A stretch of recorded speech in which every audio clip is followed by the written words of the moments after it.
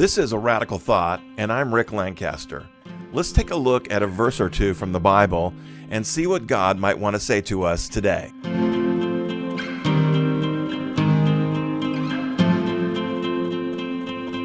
The radical thought for today comes out of 1 Kings 13:7, and it reads, "Then the king said to the man of God, 'Come to the palace with me and have something to eat, and I will give you a gift.'" Here in 1 Kings 13, we have this fascinating but somewhat disturbing account of a man of God who in the beginning is used by God, but then by the end of the account is killed by God.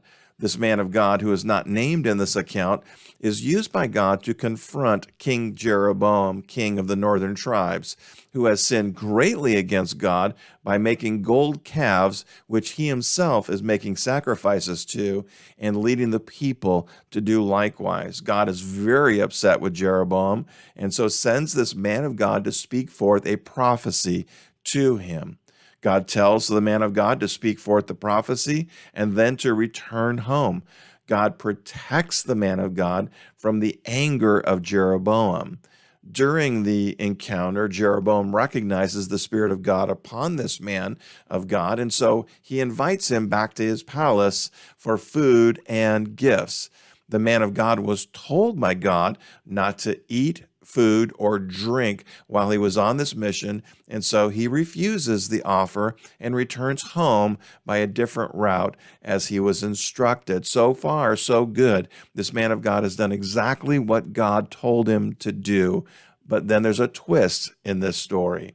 An old prophet of Bethel comes to the man of God and lies to him and convinces him to come to his home for food and drink. The man of God is told, while he is at the table of the old prophet, that he has disobeyed God and that his body would not be buried with his relatives. As he gets back on the road, he is killed by a lion. And we see the supernatural aspect of this as we read that the lion and the donkey that he was riding stood by the body until the old prophet came to get it. This doesn't seem fair. After all, the old prophet lied to the man of God. The reason why this offends our sense of fairness is because we have probably done something very similar. God's instructions to this man of God were clear. Do not eat, do not drink, do not stay. He was told to do his job and get back to his home. There was no question about what he was to do. But he probably was thirsty. He probably was hungry. He was probably tired. And because he chose to disobey God. Often God's instructions to us are as clear as these were to the man of God. But often we will allow our flesh to offer us a different interpretation of God's instructions. God can only use us effectively if we are following his instructions exactly. When we start allowing our flesh to determine what to do with God's instructions, we are removing ourselves from God's provision and protection. As men and women of God, we must see God's instructions as absolutes. We must determine to do things to the best of our ability and understanding exactly the way that God said for us to do it. Anything else is disobedience and brings the risk of punishment. Jesus, help us to don't when you say don't and to go when you say go. God bless you. Have a radical day with Jesus.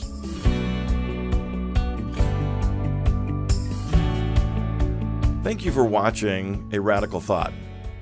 The Bible, or Word of God, has the power to transform lives. It's my hope that these brief messages will help you to pause and reflect upon the Word of God and what He might want to say to you or to someone close to you. If you found this video useful, then give it a like and consider sharing it with someone who might appreciate it. You can also subscribe to these messages on YouTube and therefore get them whenever they come out.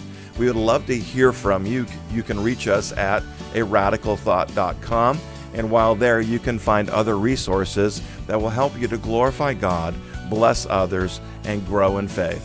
Until next time, Go be radical with Jesus.